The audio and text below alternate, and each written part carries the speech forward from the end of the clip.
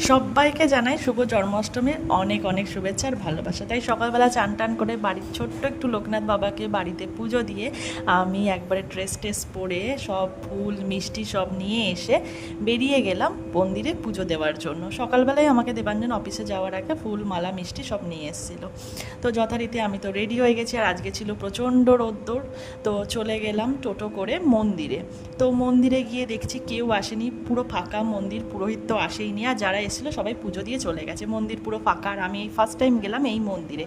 তো গিয়েই পুরো প্রথমে একটু ভিডিও করে নিলাম, তারপরে ঠাকুরকে নিজের হাতেই মালা পরিয়ে নিলাম।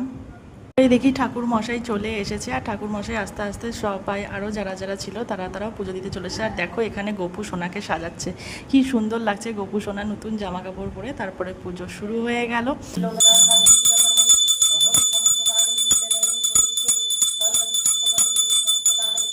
এরপর আমরা সবাই মিলে দিয়ে দিলাম অঞ্জলি দেওয়ার পর দেখো ঠাকুরকে মালা পরে কি সুন্দর লাগছে। তারপরে নিচে গিয়ে দেখলাম সবার জন্য ভোগের ব্যবস্থা করা হয়েছে, তারপরে আমিও নিয়ে নিলাম ভোগ, আর ভোগটা ছিল জাস্ট দারুণ খেতে। তারপর আস্তে আস্তেই দেখছি দেখো জন্মাষ্টমীর জন্য র্যালি বেরিয়েছে।